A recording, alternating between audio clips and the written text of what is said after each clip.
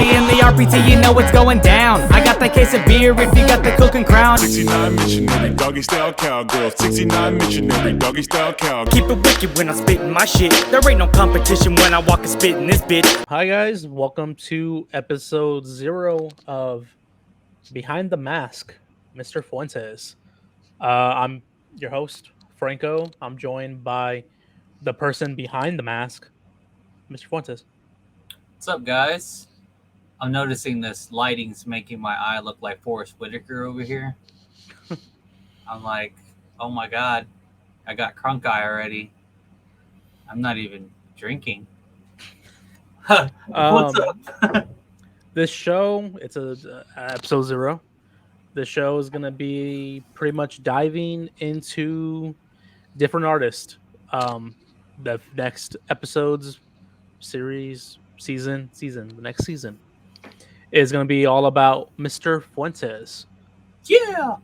I don't know how long it's going to be. I don't know how many episodes it's going to be, but we're going to be diving into the artist, Mr. Fuentes, how he got started in the industry, his name, all that stuff, along with dissecting his lyrics, his songs, and anything else he releases. Maybe music videos later on. We don't know. Hell We're yeah. gonna see what the journey takes us. How do you want to start this? You want me to just ask questions and we dive into it? Yeah. Do you want to chit chat for a little bit? How do you want to do it? Yeah, I guess I could give like a short intro. So, if anyone doesn't know, my name's Mr. Fuentes. I've been doing. I always tell everyone I've been doing music seriously for like 8 years normally, but I think that was like 3 years ago. So it's probably been like 10 years by now. It's something that I've always wanted to do. So I pretty much tried working at it and got to do some cool things like open up for Tech Nine, open up for Ritz, open up for Shaggy Two Dope. Haven't got the complete ICP yet, but I got half of that with Shaggy Two Dope. And then some underground big names like Twisted, A&B, and then just some local artists I opened up, or local big artists I would say, like my homie Rob Zilla, Shy One. More recently, I think we did that twice with Shy One, and then artists like LSP, like Scum, and Insane Poetry and things like that. It's been a journey and it's been kind of crazy, and really a lot of this stuff only started happening these last 3 years of my music career. Before that, it was 7 years of just making stuff and doing things. But yeah, I mean, that's a short little background. I know Franco has a bunch of questions, or some questions, and we'll kind of dive deeper into that background now. Before I do that, we don't know how long these episodes are going to be. They can be from 20 minutes to an hour to 2 hours. I don't know. It depends how long the chat is about the song and everything attached to it. I guess I give a little background on why we started it. It was my idea. I've been listening to Fuentes regularly since 2018, so about 4 years now. And we've become, I would say, great friends over the past 4 years. So I wanted to dive more into his lyrics, more into the person behind the mask, because I think I know you pretty well. I just want to find out where your mind was at during the time of the writing, during the time of the releasing. You do all this stuff pretty much by yourself, solo, for the most part. I'm sure you have help along the way, but mixing, mastering, recording, producing, and all that type of stuff, writing, everything, for the most part by yourself. So I want to dive into your mentality, and all that type of shit. Yeah, I got you, man. But first question, what's your why? Why did you want to become a rapper to begin with from the very beginning? The very beginning? Yeah, you say you've been doing it for like what, 10 plus years. So what was your the reason why you wanted to become a rapper when you're like, I think you said at one point you wanted to become a rapper when you were 14? Yeah, when I was about like 13 or 14. I don't know why. It's just like the silliest thing in the world. I've talked about this before, but um, whenever I was like 13, I wanted um, I wanted the new Eminem CD at the time, and at that time it was the Eminem Show. It had just came out on a CD back when CDs was the thing and you couldn't stream everything. And I remember, everyone asking, I was about to become 13, and everyone asked, "Oh, what do you want for Christmas?" And I was like, "Oh," and my mom, um, I don't want to say I was very sheltered, but I was definitely very loved by my parents. We didn't have like a lot of money, but my mom always tried to get me like whatever she could if she could. And so I remember asking her for the Eminem CD and stuff like that. And my birthday came, and I think she ended up getting me like the edited version of like Ludacris Word of Mouth CD or something like that. And I remember I was like just like not happy about it, but I was like, whatever. Um, I didn't at that time, if you want to see how sheltered my brain was, I didn't have the balls to even go behind my mom and ask friends for the CD or something. I was just like, all right, if my mom doesn't want me to do it, then I guess I, shouldn't. And so I remember, like, I think about the next day or 2 days, my cousin comes by, and my cousin's like, "Hey, I heard you wanted the new Eminem CD." I was like, "Yeah," and he's like, "Well, I'm broke, so I can't get it for you." He's like, "But what I do have is Eminem's last CD, which is the Marshall Mathers LP." He's like, "So here, you can have it," and he gave me the Marshall Mathers LP, which, if anyone is a big Eminem fan, you've listened to the Marshall Mathers LP. It is, it's a great album, but it is not probably for kids at all, really. And anyway, he gave me the CD, and I was listening to this album like over and over. I had a CD player, and I would just listen to it by myself, and I would just like listen to this album, and I don't know why, but at that point in my life, I was like, listening. I was reading about Eminem. I became like pretty much a fangirl type of person. I was like doing all the research I could do on Eminem. Who was he? I didn't even do none of this beforehand. I just liked, him as an artist, seeing him on like VH1 music videos and stuff. And at some point, my brain, I was like, this kid's like a high school dropout, like, and he's like this big thing now. If he can do it, I can do it. Like, it's pretty much was like I'm still in high school and I'm like honor roll. Like, there's no way I'd even drop out at this point. Like, I'm smart enough to do this. I could do this. And so that's pretty much what started the journey of I'm smarter than Eminem. That's pretty much why I started to start trying to rap, was because at that time in my life, I believed I was smarter than Eminem because I wasn't a high school dropout, even though I was 13. So I had plenty of time to drop out. That I could do this for a living, or I could do this. So I started, that's kind of what sparked the idea to want to pursue this as a career. And plus it looked like fun. I would just write. I don't know, like once you like have something you really, really enjoy to do, especially when it's an artistic thing, like especially drawing or writing, um, it like consumes you. Like when you go to like, when I went to school for those next few years, all I did was write rhymes. I wouldn't even listen to my teachers. I would just be, just writing rhymes.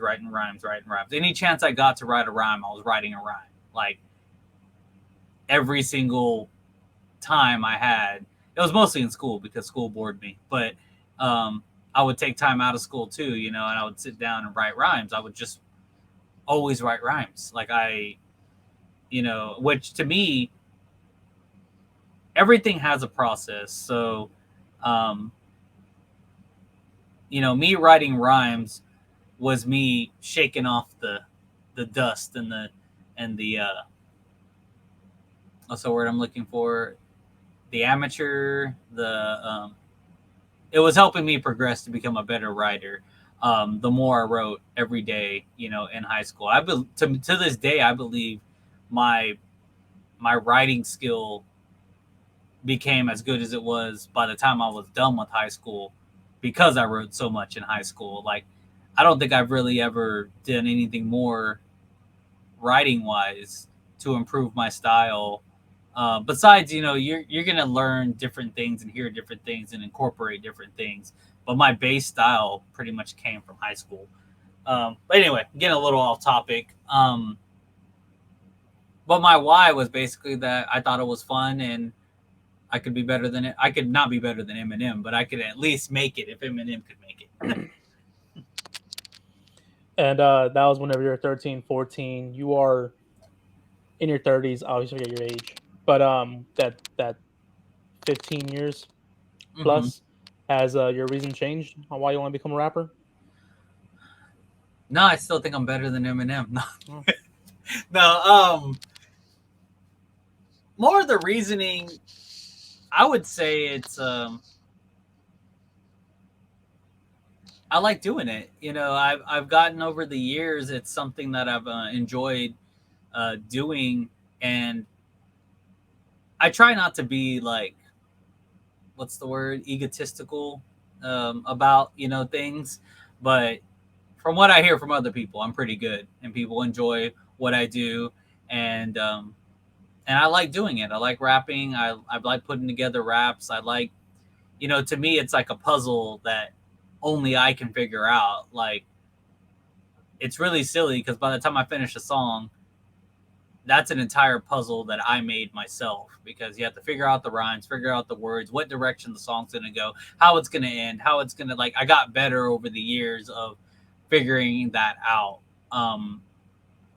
And it's an art that I love, and I want to, it's what I want to do. I don't even want to, I've thought about it over the years too. Like, I want to make music for a long time, but I also want to like help other people find this passion and help them somehow, in the future. I want to produce artists that, you know, want to be better, because I realized nobody, like, when it comes to guitars, singing, and everything in between, learning an instrument, you can find teachers for all that crap.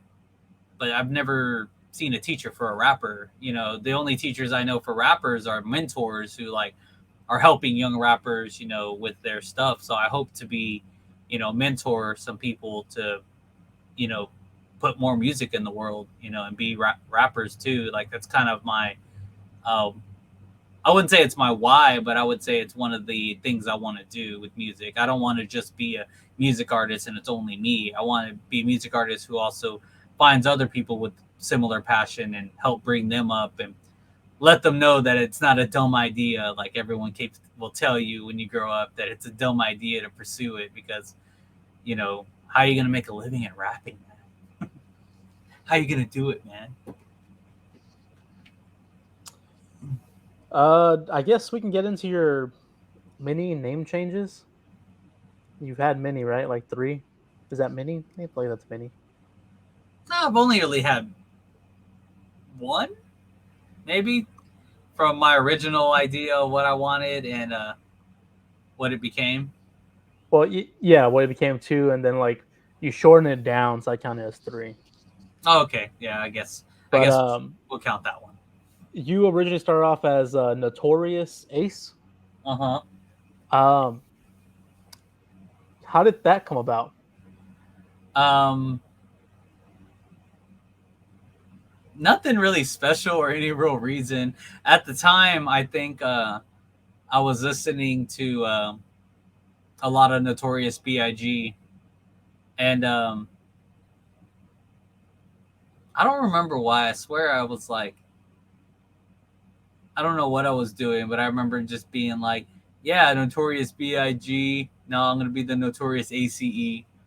Um, and then I used to like cards and poker back in the day too. So I mean, it just kind of like, I don't know, just kind of my brain was like Notorious Ace, like the Ace of Spades. Like I was obsessed with the Ace of Spades for some reason for the longest time. Like I thought it was like a cool idea I used to have this little like drawing that I would do, um, and I'll show you in a second. But yeah, I used to do the Ace of Spades. I was really just interested in the that type of I don't know, just being an ace and everything. You know, if you're an ace, you're the best. You know, when it comes to something. So being notorious ace kind of just meant like I was going to be the best in what I was doing. Um, but How many tracks did you release as a Notorious Ace? um, well, I kind of messed this up. But I used to draw this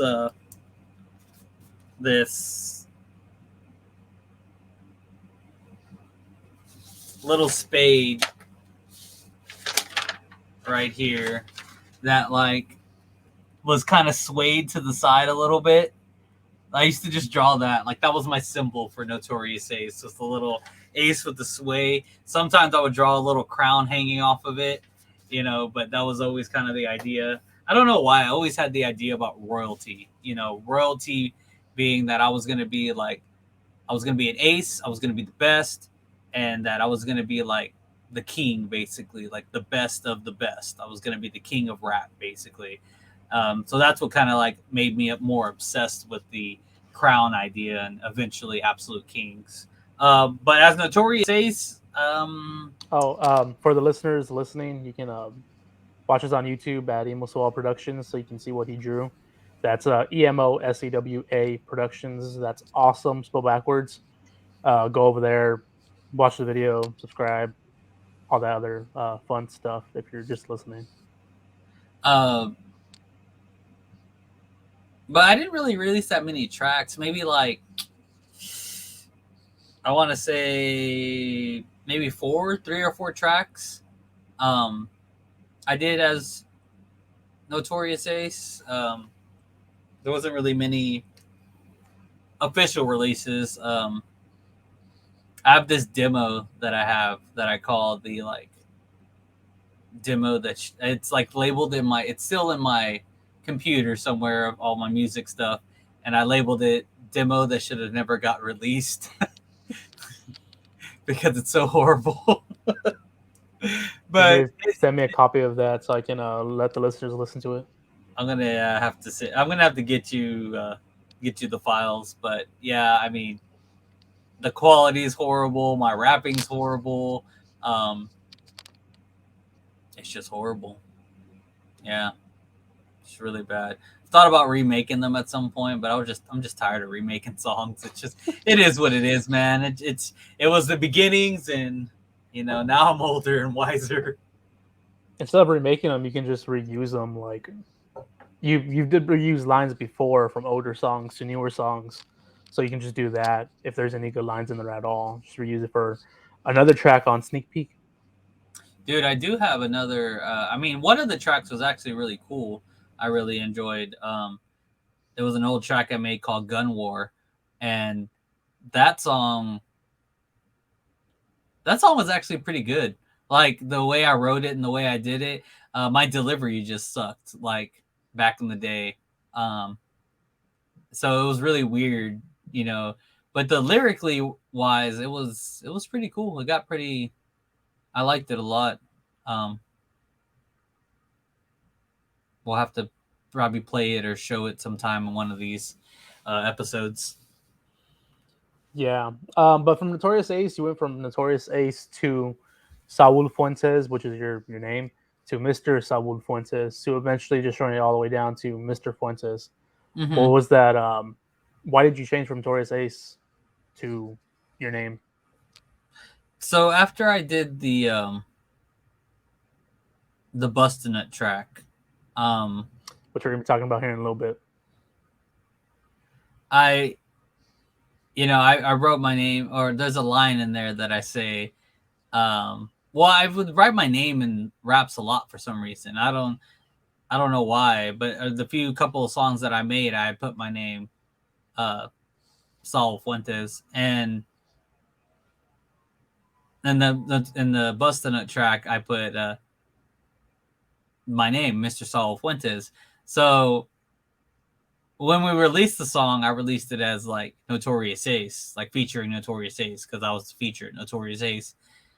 And then everyone, locally that heard the song, they were like, "Damn, dude, that was badass, Mr. Saul Fuentes, Mr. Saul Fuentes." And I was just like, "What the fuck?" I was like, "Yeah," and then I don't know, like you get a little bit of when you come up with a name for yourself, you get a little bit of pride over it, and so I was like, trying to correct people, like, yeah, my rap name's Notorious Ace. Oh, cool, blah, blah, blah. And then the next time you see him, Mr. Saul Fuentes, I was like, fuck, they're never going to remember Notorious Ace.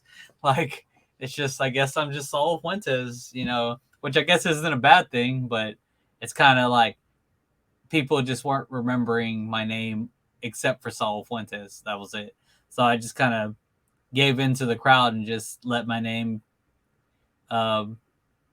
be Saul Fuentes. And then I think I used to call it was a full Mr. Saul Fuentes.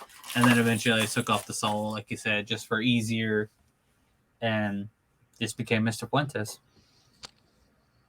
I know when we first saw you back in 2015, I want to say, me, Andy, Nick, we went to the House of Rock. We told the story before many times already, but we saw you on stage. You always have your blazer on every time you perform and everything. I've never seen you without that blazer ever in my life. But not that specific one, but many blazers. You went on. Me and Andy thought you were like a school teacher, going to be a comedian because, Mr. Fuentes, just Mr. Who do you call by formal Mr. and Mrs. Usually teachers. So we thought you were going to be a comedian or a teacher, but whenever you start rapping, it's like, whoa, okay, that's pretty cool. Yeah, I think it's always funny. Like, I guess before I was ever any kind of popular, it was always fun to like go to open mics and like, full blazer. And I mean, your reaction is something some people have told me multiple times. Like, dude, I didn't expect that out of you, man. I thought you were about to do the stand-up comedy. Like multiple people thought I was going to do stand-up all the time. Like, I don't know why. They always thought I was going to do stand-up. And then they would all be like, dude, you're badass, bro. And it was always kind of funny. Like, it became like such a thing that I would purposely like be extra like dorky or even extra unconfident and start talking to people before I did open mic and just be like, oh, hey, yeah, I'm about to go up there and do some stuff. And that's all I would say, some stuff. I would never say I was going to rap. I was like, oh, I'm going to go up there and do some stuff. And they'd be like, oh, what are you going to do? Like, oh, I'm going to do some music. Oh, what kind of music? Oh, you'll see in a second, yeah, but I'm about to go up there. And then I would like do my whole thing and they'd be like, damn, dude, that was crazy, man. I remember I thought one of the best reactions I got was this girl that came up to me, and after I was done, she was like, wow, like, that was like a real concert. And I was like, well, what do you mean? And she's like, well, I mean, other people are going up there and doing, open mic shows, but you went up there and gave us a concert. Like, that was really cool. And I was like, dang, I'm getting better. Well, you talked about you wanted to be better than Eminem. You thought you were smarter than Eminem when you were 13. So your original plan as a rapper was just to go out there and do it, become rich, famous, and whatnot, or what was your original plan? No, that was my plan, man. Like, I thought I had so much skill and I was so badass that, somebody was a record label or someone was just gonna pick me up and be like, dude, you're a badass, so I'm gonna give you everything you need to keep being a badass.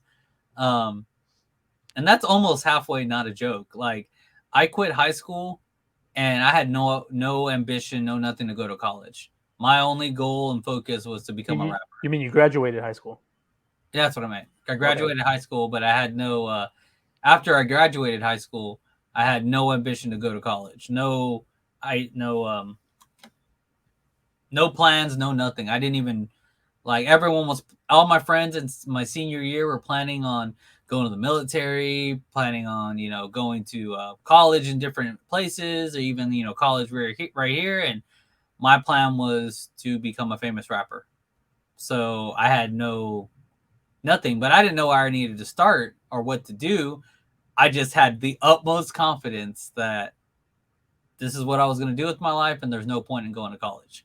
So I pretty much just got out of high school, and I did the normal thing that most people do when they get out of high school, was get out, realize you have to get a job, and then realize that you have a little bit more free time than you thought you did, because some of us ended up still living at home with their moms for like a couple of years after high school, which was also me.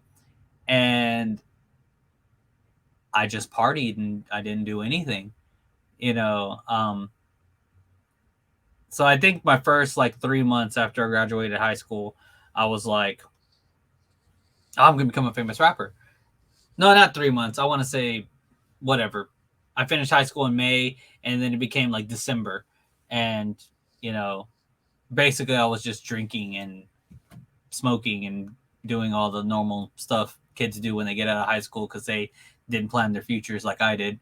And I remember hanging out with my friend, and he, like, I don't know, him and his mom were like talking about something, and then we go to his. So my friend lived on a piece of land that his mom had bought.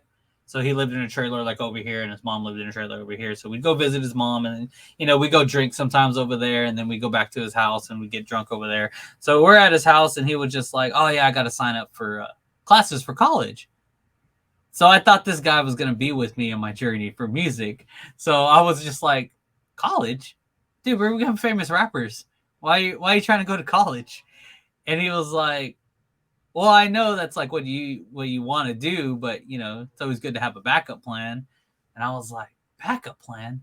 The hell is that? We're going to be famous rappers. So, he's looking at what he wants to do, trying to pick his major. And I was just like bored. So I picked up the book he was looking at, and I was just thumbing through it. And that's when I realized there was a sound recording technology courses at Del Mar. And I was like, oh, well, my dad's been pressuring me that I should go to college. If I'm going to go to college, it's going to be on something I want to do, which is music. So I ended up signing up for college and going to start doing sound recording technology, to start learning how to mix and master music myself, because before then I had no connections. I mean,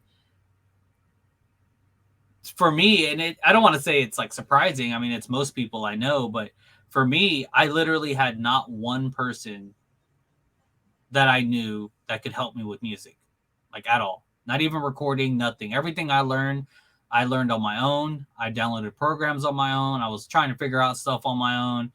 And so I always figured I was just going to do everything on my own. So when I found out there was classes to help me mix music and record music, I was like, okay, if I'm going to do it on my own, then all right, I got to go get some help from somebody.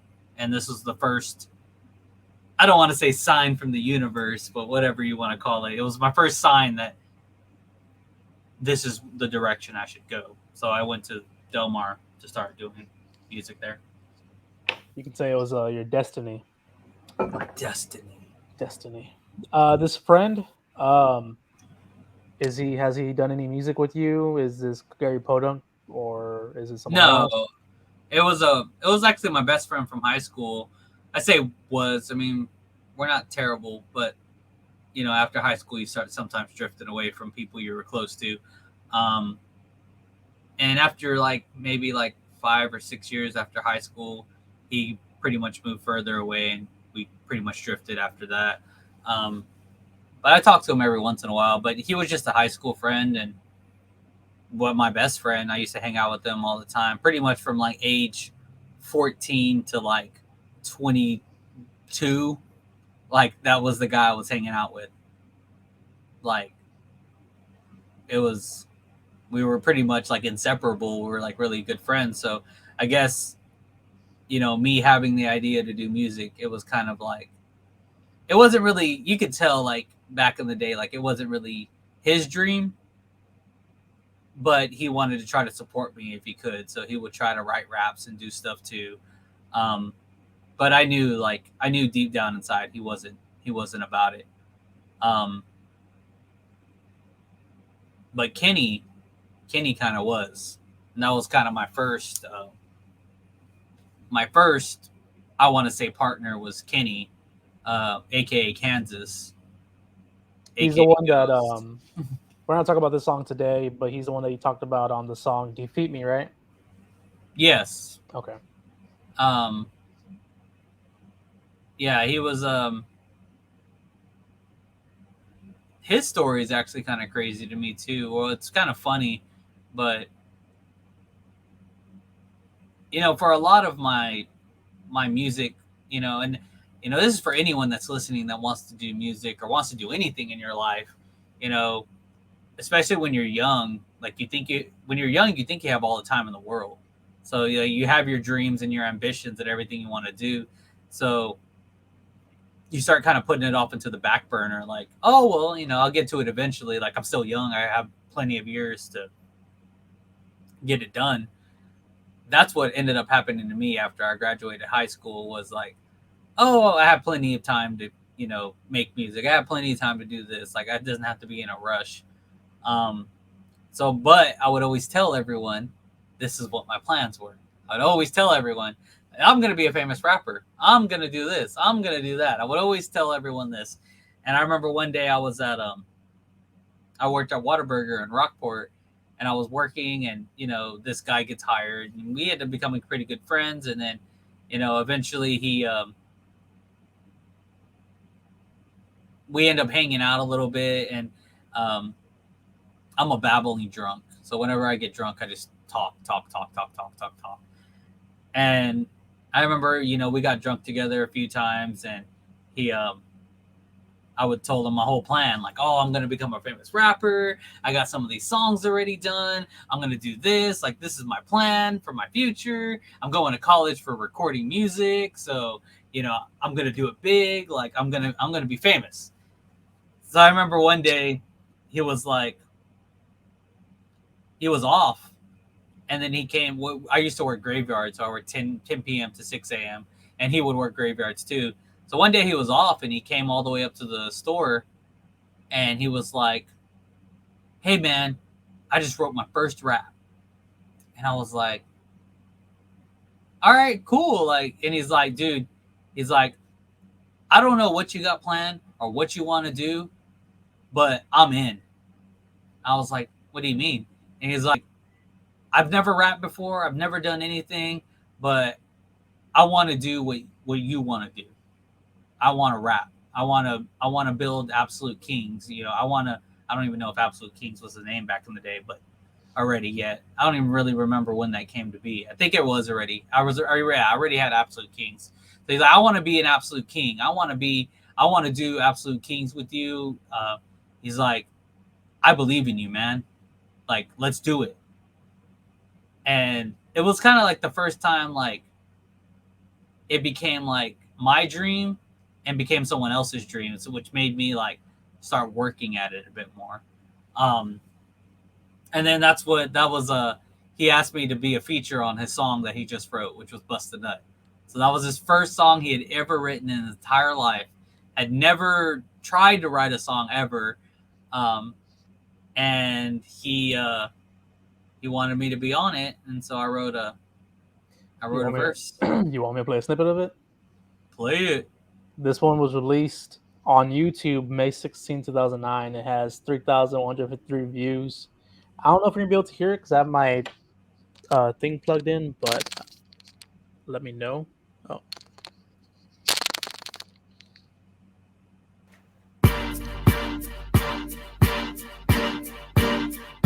I can hear it. I lay it down so soft and slow, bust my nut and then I go to another hoe's house, bust my nut all in her mouth. Now it's to the next bitch, fuck her good and steal her shit. I'm bust. 1, 2, 3, I'm going on a fucking spree. Yeah, those are good times. Yeah, that was the first rap he had ever written his entire life, which you could probably tell. Do you want to break it down? Do you want to like? Obviously I don't have the lyrics. I didn't know about this song until 3 days ago, and I played it maybe twice. I played it once. I guess right now this is kind of twice, but Did you yeah. Did you even get to my verse? I did. Okay. I turned it off after your verse ended. Oh, There was still the whole third verse. See, I knew I should have kept listening, but I was going to work and then I forgot about it until today. But did you want to break it down? Did you want to go through some lyrics? You want to? I mean, I could tell a little background about it. So like, so yeah, he came up to me. He was like, "Hey, do you want to feature on this song?" I was like, "Hell yeah! Like fuck it! Like why not?" Like I had no reason not to like write to that song. So the song was. He told me like the song was called "Bust a Nut." His brother actually came up with the hook for it, and it was on the "Get on the floor, bitch, bust a nut, 2 in your pussy and 1 in your butt. I don't fuck around, girl. That's what's up." But I can't remember what the next part was. So I was like, yeah, fuck it, you know, why not? Let's do it. And so I wrote a verse, and the verse content was like,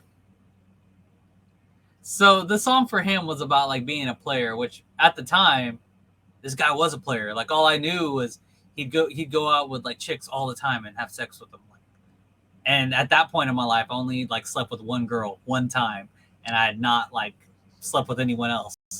And so I was just like, well, I'm not gonna write a song about me running around fucking chicks if I've never really done that. So I was like, I'm gonna make a verse that's like almost completely opposite of that. It's a song about me wanting to bust a nut and looking for a girl so I can bust a nut. Because I haven't had sex before, really, you know, except for like one time. So, so basically, that's what that whole verse is about me running around, or you know, different ways I wanted to try to get a girl to sleep with me. Do you remember any of the lyrics at all on there? I can't help to bust a nut, even if it was something with a big ass. Do you want me to play your verse? Yeah, go ahead and play my verse. Right. Let me see if I can figure out. I think it was around the 1 minute mark.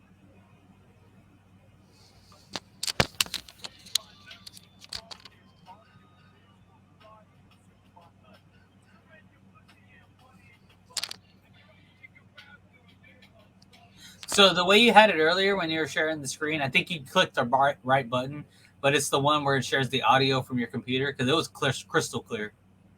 What was that? Yeah. The audio from whenever you're sharing it, you have it linked so it's crystal clear when you do the sharing. Okay, so it's fine? Yeah. Okay, cool. I didn't know if I... All right, sweet. I think you got... Because I played with it with Nick before. That there's one option where you don't use the audio, and there's one where it does when you do the screen share. Which I figured that out the other day.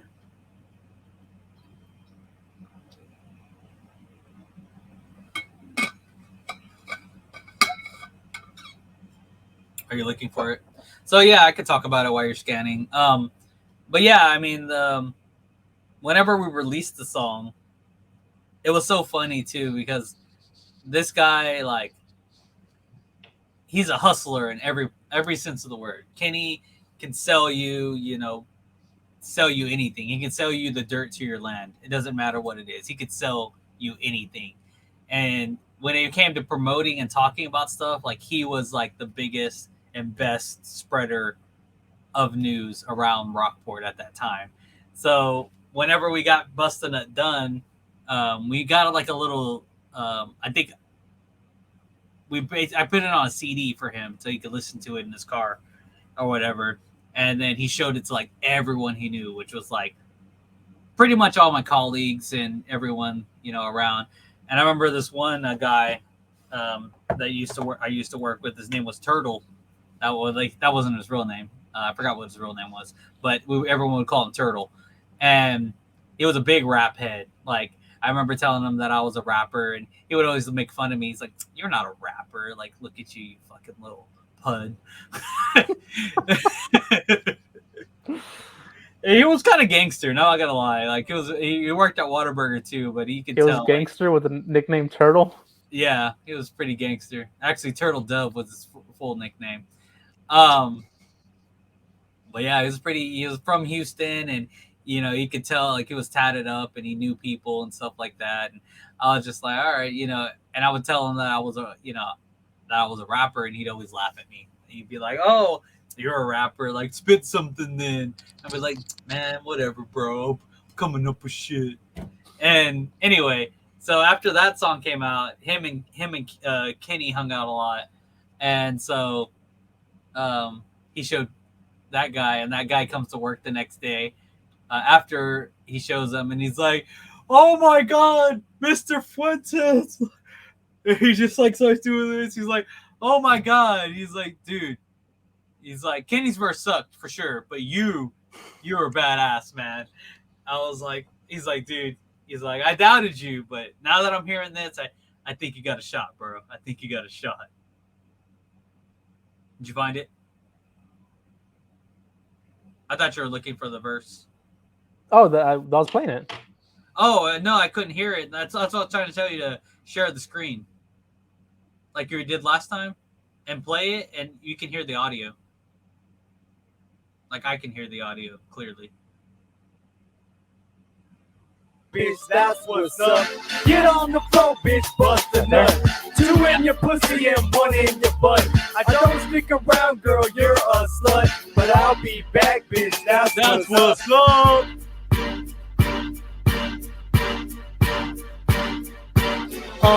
I can't help to bust a nut. Every time I see an Oscar with a big old butt, I want a slut. I don't even care if she's missing patches of hair, but when I go downstairs, I'm hoping for a smooth pair. Whips and chains are alright. If I can hit it and quit it, then I'm tight. Candle wax on my stomach, whacking off of my vomit. Anything to get a girl off, man, I'm on it. Running naked down the street looking for hoes to meet, but I guess I can't compete. They're laughing at the size of my meat. This is getting ridiculous and I'm getting pissed. Not even a paid hooker would hit Mr. Saul Fuentes. If she smells like fish, I'll eat her like a fine dish. Or even a greasy old granny. Hell no. Man, I need some punani. Tired of jacking off just to get myself off. I want a crazy bitch to grab my balls and ask me to cough. I'm getting pretty desperate now, about to throw in the towel and get a nasty fat bitch from the Golden Corral. 300 pounds or more, a straight up eyesore. The kind of girl you never wanna walk through a store. From her stomach to her neck, stretch marks galore. Or even a Jabba the Hutt. Yeah, she's hairy, but so what?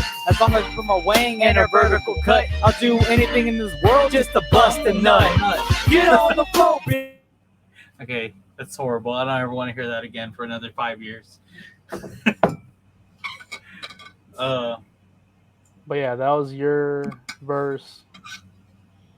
I haven't heard that in a long time. Like, wow.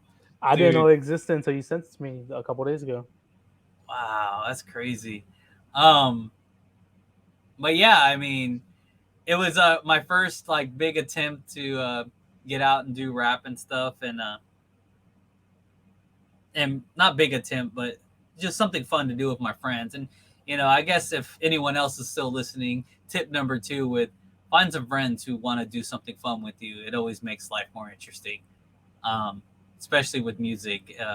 You can get some partners to write rhymes with you and be in the booth. Like, it's gonna help your morale so much more than trying to do it all by yourself. Take it from someone who's been trying to do it all by himself. But I've had friends here and there along the way. You're gonna find people that aren't as ambitious as you are, and they are gonna want to quit making music, but enjoy the time that you have with them and learn what you can from them, like I did when I worked with Podunk. Did you want to discuss any more about the song? I mean, not really. I mean, it was, my first official stream, I mean, nothing really became of it. It was just, some people around town heard it and liked it. I remember, and I almost got in a fight with this guy one time. Not about the song, but in general. I was at a party in Rockport. My friend, he after he graduated, he had went to the army, and I was a little drunk, and his brother was, I guess his girl. I was getting drunk. His girl, my friend who came back from the military, his girlfriend, that he had, I guess, was getting really kind of friendly with me. Like, she was drunk, I was drunk, but she was, I guess, getting friendly. And my friend's brother was trying to accuse me of, sleeping with her, or trying to get with her, like right in front of my friend who just went to the army and just came back. And everyone was kind of drunk. So, he was trying to fight me. And then my friend had come out and he's like, "Is this true, man?" And I was like, "No, man, like, we're just talking, and chilling. Like, I'm not doing anything. Like, you're right here, bro. Like, what do you mean?" And my friend had my back, and he basically told his brother, like, "Hey, chill the fuck out, bro. Like, he's not doing nothing." And he was pissed. Like, this guy wanted to, like, get at me. And I guess one of the reasons was because the girl had, like, said out loud, like, "I don't know why you're over here accusing him when you were trying to do the same thing a couple of weeks ago whenever your brother wasn't here, trying to holler at me, blah, blah, blah." So, he got all pissed off and was even more mad. But anyway, so he was walking off, right? And I remember this, like, just clear as day. It was one of the funniest things in my entire life. He was just like, "It's all right, bro. I get it. 2 in the pussy and 1 in the butt, right?" And, like, I guess he had heard the song, but it was so funny. Just like that, he walked away, and, he did, everything was cool by the time, he ended up leaving with his friends or something. But it was just kind of a funny scenario, like, that he, like, brought that up in general. Like, "It's okay, man. I get it. 2 in the pussy and 1 in the butt, right?" And he just, like, got in his car and left. I was just like, damn, that was kind of crazy. It was kind of funny too, but yeah, around town, like, I would show people, my friend would show people. So around the town, I started kind of getting a small reputation that I did rap. This was the first song you said you released, right? Yeah, publicly, released. Like, I also had my demos and stuff. Actually, no, I didn't even have demos or anything. So yeah, I mean, I didn't have any other songs. Besides songs I had on my, like, iPod that I would show my people. Man, it was just flashbacks. Like, it was so hard to try to get people to listen to my music. Like, oh my God, back in high school, I remember I showed this kid who, he wasn't really my friend, but he was someone, in high school, the bully friend, the friend that, like, you think he's your friend when you talk to in class, but he's kind of a bully and kind of an asshole. I had one of those kind of friends, and he liked rap. So I was like, oh, there's no way he's going to think that I'm lame, right? So I tried to show him one of my raps, and the entire song, he was laughing his ass off. Like, he's like, "Dude, this is fucking golden. Dude, this is great." And it wasn't even a funny song. I was like, man, that sucked. Luckily, I got better as time went on. I guess we get down to the last 3 or 4 questions. I'm adding this one in just because I want to see the type of person you are. Is there any songs you've made that you have released that you regret? Or maybe, like, any lines that you put in a song that you regret? Not really. I think one of the songs that I kind of cringe at a little bit is my title track, "Smile and Wave" song. There's a few lines that I would say I didn't like, that I've changed my political views a bit on certain things, and there's certain, like, lines that I put in there that I wouldn't have done anymore or put anymore. Or my point of view on that stance has kind of changed a bit. So when I listen to that, it's sometimes kind of funny to like listen to it and be like, damn, like I used to be that way, bro. So it's sometimes hard to listen to.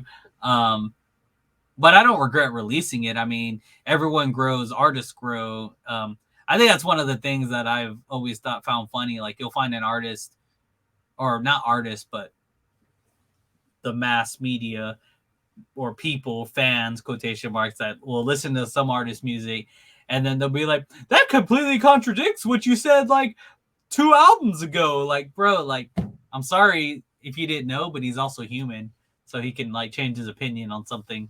It doesn't have to be black and white for the rest of his life. And that's what I think a lot of people don't understand about musicians in general. Like, musicians are going to grow, change, and evolve the older they get. You know, everyone does. And music's going to change along with their personality. And, you know, yeah, I'm not a big fan of Linkin Park's albums after Meteoria, I think it's called. Yeah. You know, as soon as it got to I think Minute to Midnight is the third or fourth album that they came out with.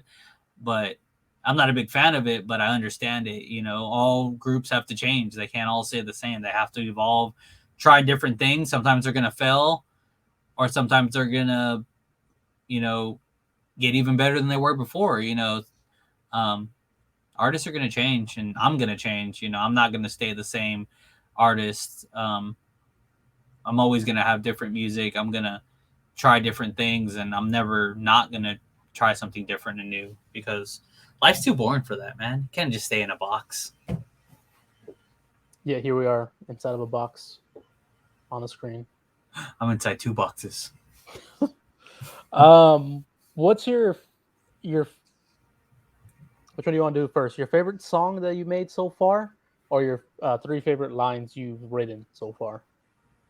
3 favorite lines. That was going to be hard because I don't think I have favorite lines, but I could just randomly like bat off lines that at the time I made myself laugh, or I thought it was clever.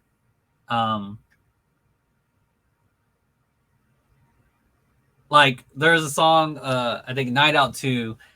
I really enjoyed writing that song because there was a lot of different lines in that song that I thought were like low key genius, but like it's in such a fun song that most people, it just goes right over their head. But I think one of my favorite ones was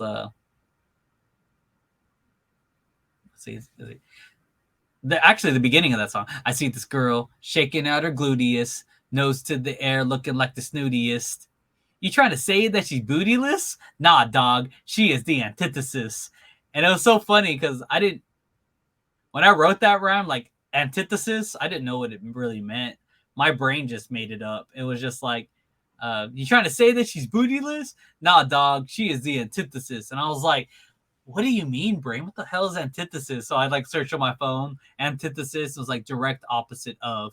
I was like, oh, yeah, that's what big ass. Yeah, that makes sense. Cool, brain. Thanks for the ideas. Like, I didn't know antithesis. I don't know where I heard that word, where it came from. I don't think I've ever used it in my vocabulary. But a lot of my writing process is like that. Like, I'll think of like words to rhyme, and I guess I get into a mode where like any word that I've ever heard in my entire life, like that rhymes with that word, starts popping up, and it'll be words that I don't really even know the definitions to. And I'll start looking up the definitions, and I'll be like, "Oh, yeah, that's a perfect word right there. Yeah, let's use it." In that same track, I do a line that's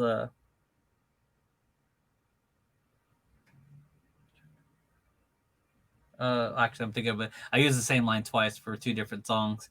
I'm thinking of the other song, but any other one I can think of off the top of my head. Pretty much every one of my songs are clever. I have a lot of songs, like there's at least 1 or 2 lines that I think are clever. I don't really have a favorite. I can't say I can't say there's a line that I think is my favorite in any song, but pretty much every song. Like if you gave me a song, or when we go through our song lists, I'll basically be telling you what my favorite lyrics and bars and stuff for those songs. I mean, I can't give that to you right now though, because there's just too many. I will admit I am a fan of my own work. I listen to myself quite often. I do impress myself a lot. I don't try to do it. You said impress or depress? Impress. Okay. I was like, wait, what? I also depress myself a lot, but I impress myself a lot as well. It's funny because I've had to learn to like objectify myself as a fan listening to my music and the artist. I had to like kind of split them apart. Because sometimes when I go into artist mode, I swear like it's a totally different person writing music. Like sometimes I feel like some of the stuff I write, it's not even me. Like I'll just write it and then I'll be like, oh, I came up with that? Wow, that's pretty clever, dude. But yeah, I can't tell you favorite lines off the top of my head. Okay, what's your favorite, let's say your 3 favorite songs that you have released? Not anything from Sneak Peek because you released a couple songs from Sneak Peek, but the songs that you released so far from the beginning to now.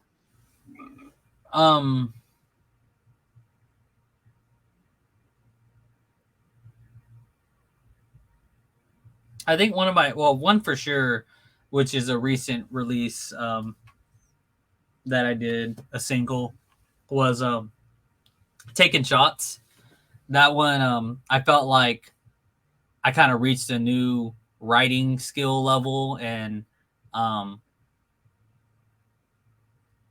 want to say I felt like I was more in tune with the artist that I probably want to be in the future.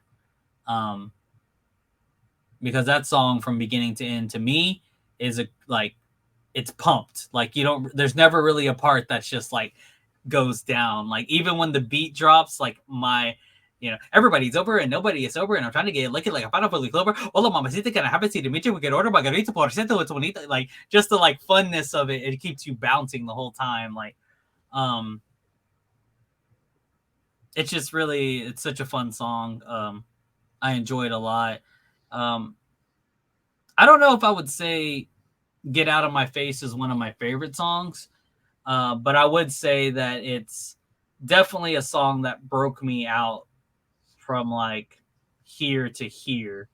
Whenever I did that song, and whenever I made that little music video was probably the first time people started actually paying attention to me,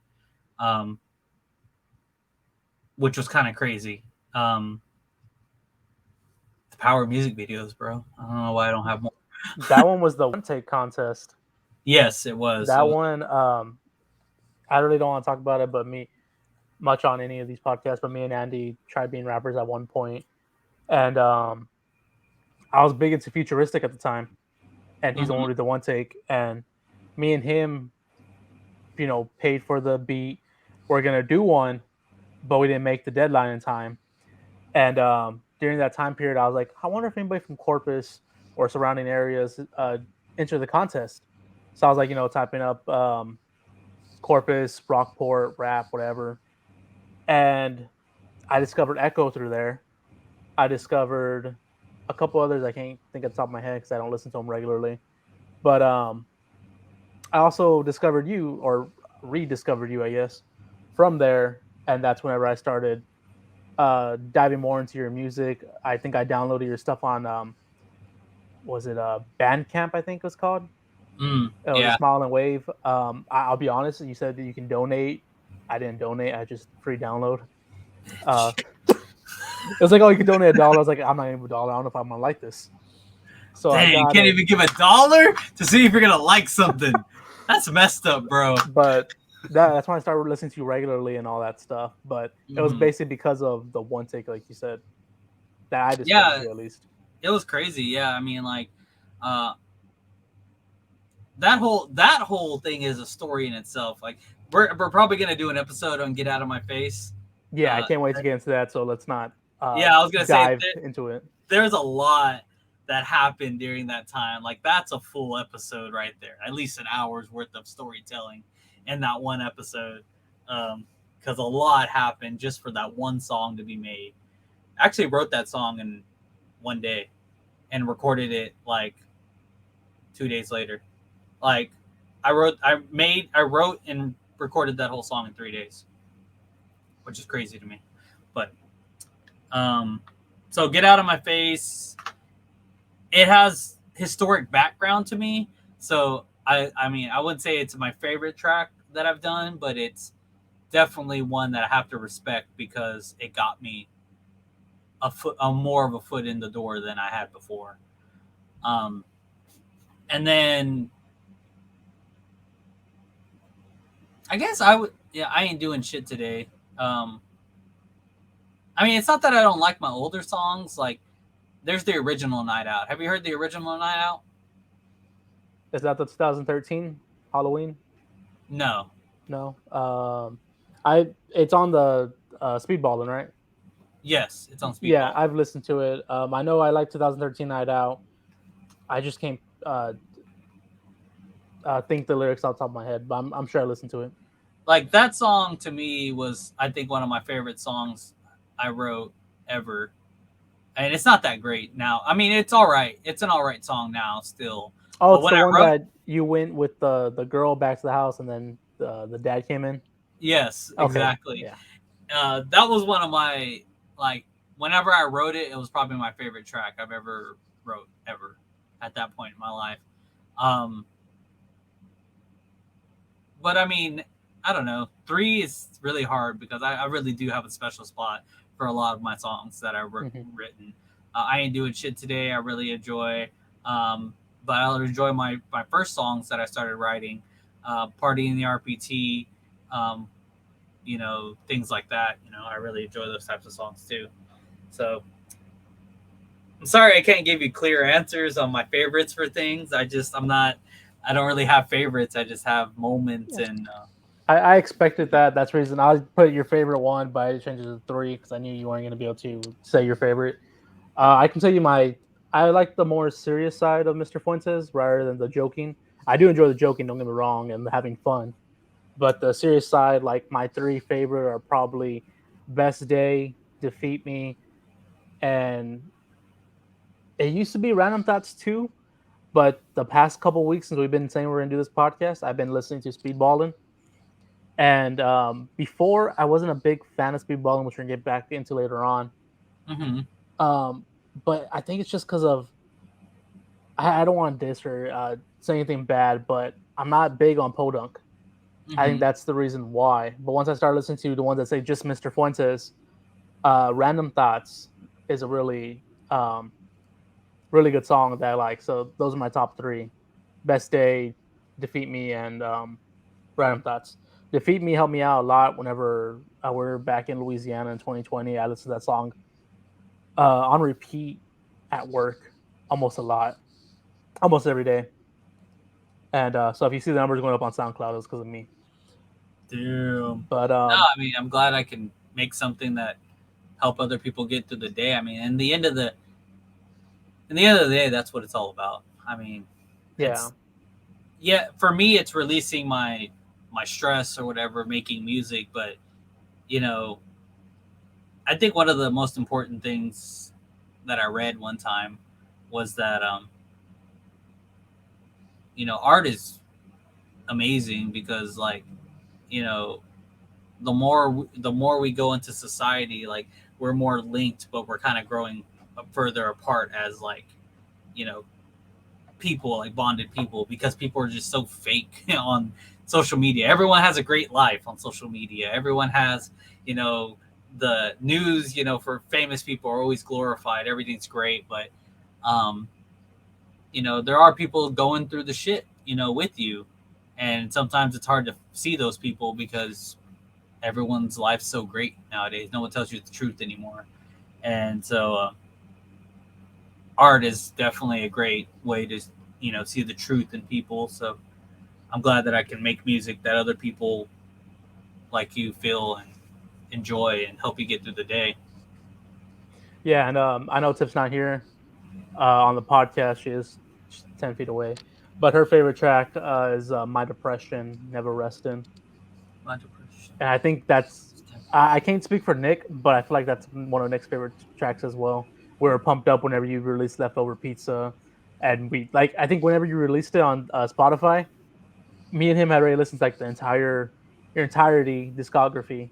So like we skipped all the way down to the newest tracks Mm-hmm. and went right to my depression and Ain't Doing Shit Today. And I think it was Ain't Doing Shit Today, then My Depression in that Uh-huh. order. And then he was Yes. like the skit afterwards, hey man, are you alright? Nick said the same thing pretty much, like, is Fuentes alright? Should we check up on him? I was like, I think so. I mean, I don't see why he wouldn't be, but Yeah. No, it was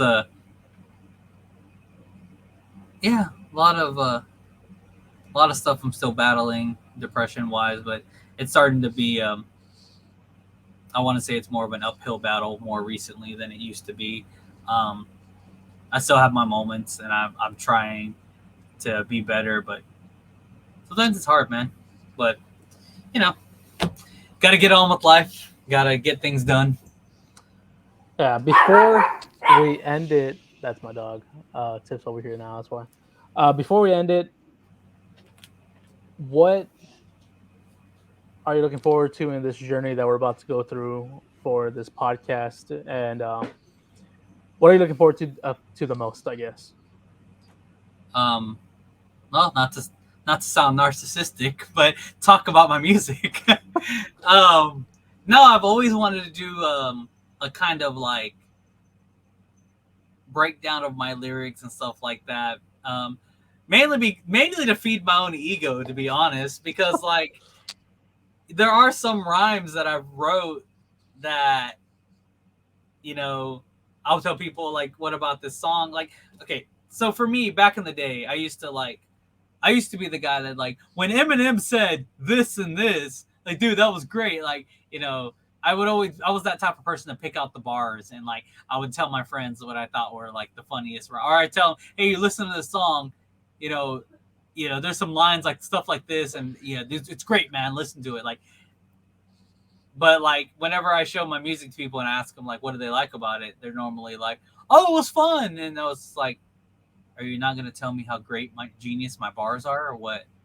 And so I always thought about going back and like doing like a mini series where I like broke down songs and stuff like that. So um, I'm actually pretty excited to go back to my older tracks and you know break down the whys and the whats and why I think that bar was quotation mark genius and why I thought it was a clever bar or something.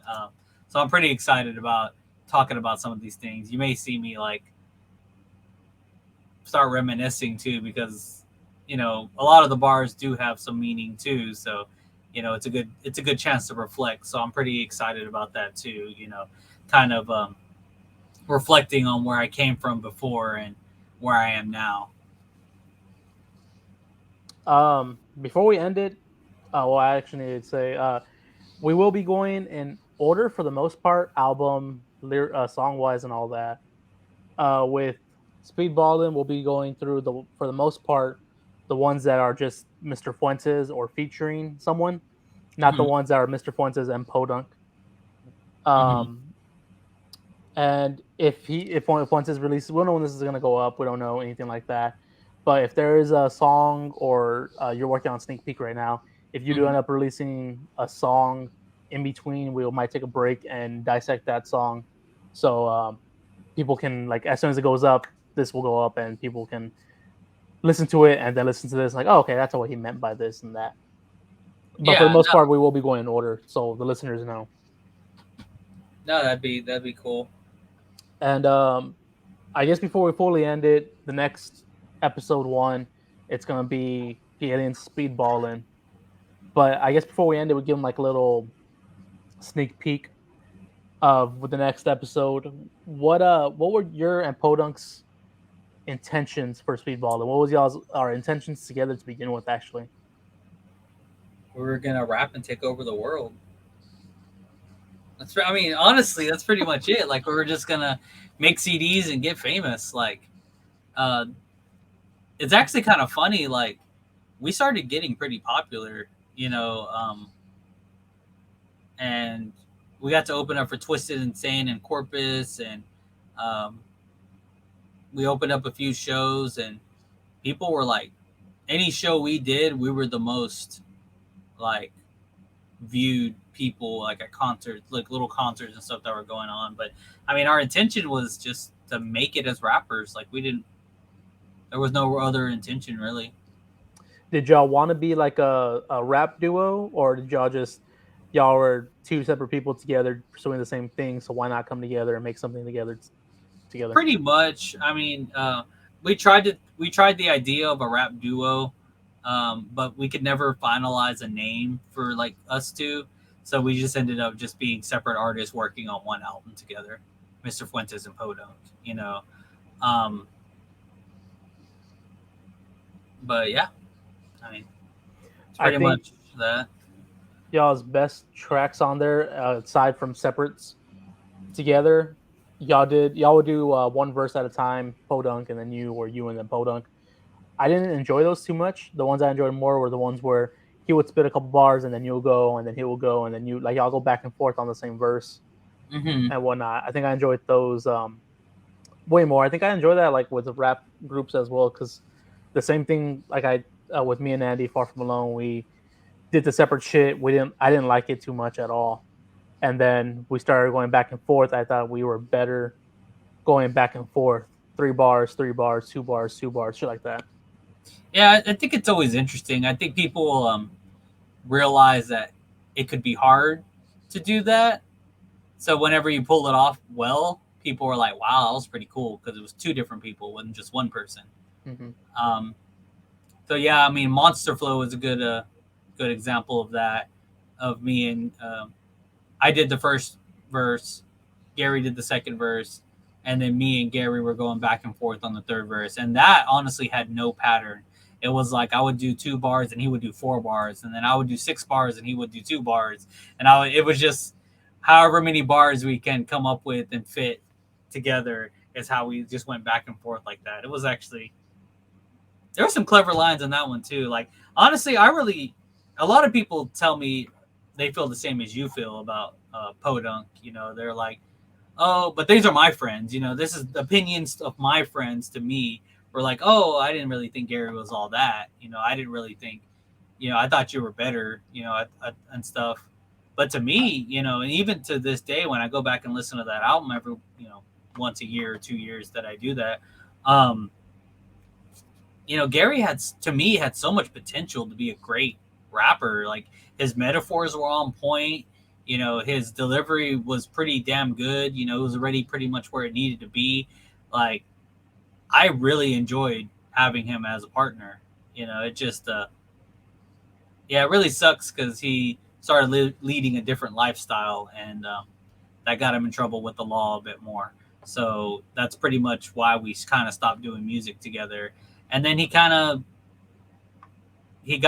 We tried to get back together again, and then he went back in, and eventually I guess I just was like, I don't think this is a good person to keep trying to at least reach my hand out to. I mean, if he reached out to me, I probably wouldn't turn him down, but I didn't keep trying either. So it's pretty much why me and him stopped making music. But if it wasn't for that, like I honestly thought he had infinite potential to be a great artist, even better than me, I think. But it never happened. Yeah, it's not that I didn't like his lyrics and all that. It's just more he wasn't my taste. Like I think y'all are two completely different style rap styles. I have to brush my hair, I don't know why. Rap styles, and I like you're more my style. Like it's the same thing with like you and like Zilla. Mm-hmm. Like I both of you are great artists. I love both of you equally, but I gravitate more listening to your music on a regular basis over listening to Zilla's music on a regular basis, just because Mm-hmm. of like I said, I like your serious stuff, and then whenever you're funny, the comedic ones, I like those too, the fun. And then Zilla, like he has his serious side as well, which I love, but like I gravitate more towards your lyrics than them, pretty Mhm. much, I guess. I get you. I mean, that's everybody. You listen to duo rappers, and you're always gonna have one that you like more than the other. It's just what happens. Yeah. But I guess that's it for episode 0. We broke down your first track with Kansas. Is that how you pronounce it? Uh, Kansas. Kansas. Kansas. Okay, it's Yeah. Kansas, the state. Yeah. And talk about the podcast is gonna be. So again, we don't know when this is gonna go up. I'm thinking in my head probably Sundays, but again, I don't know when the first episode is dropping, but probably every Sunday. Cool. But check on social medias for all that stuff. If y'all want to follow us, you can follow me at Wrestling Tacos. I do wrestling content, full matches, highlights, interviews, um, everything, a lot of things with wrestling. So yeah, Wrestling Tacos, WRASSLIN, Tacos, TALKOS on Instagram, Twitter, Facebook. Yeah. Yeah. And if you start following this journey and you haven't heard of me and you want to start listening to more of me, and maybe get a head start, um, I have music on Spotify, Apple Music, pretty much anywhere you stream music. Just search for Mr. Fuentes.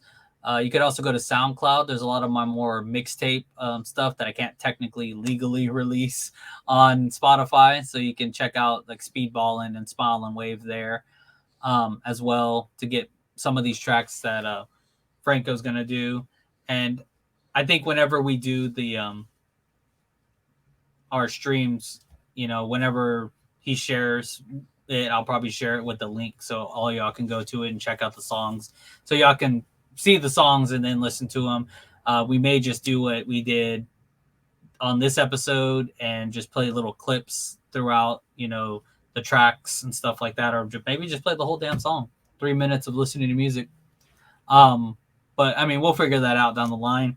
But yeah, you can check me out there. And then if you want to follow any of my social medias, it's Instagram, Facebook, and Twitter and TikTok at Mr. Fuentes 361. And yeah, I'm pretty stoked. I think it's gonna be fun. Yeah, I have I'm some excited. stories. I have some stories to tell about some of these tracks. I know the first one, or we're gonna tell them what the first one was gonna be. Party in the RPT. So I know the first one, Party in the RPT. I have a story on that one. That was technically my first solo release that I ever did. Um, so it has an interesting story behind it. But yeah, I had something in my head, but I forgot. Um, if you haven't listened to Mr. Fuentes, if you're just listening to this because of me, because of my wrestling related shit, you can here's some 3 songs to go listen to for your first listen. If you want something serious, Defeat Me on SoundCloud is pretty good.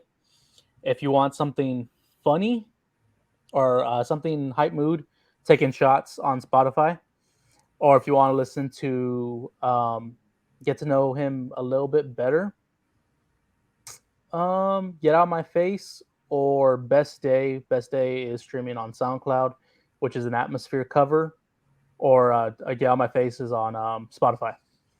But if you haven't listened to Mr. Fuentes, any of those 4 tracks might get you into it. But other than that, we'll catch y'all guys in the next episode. Thanks for watching. Thanks for following us on this journey. Peace. peace.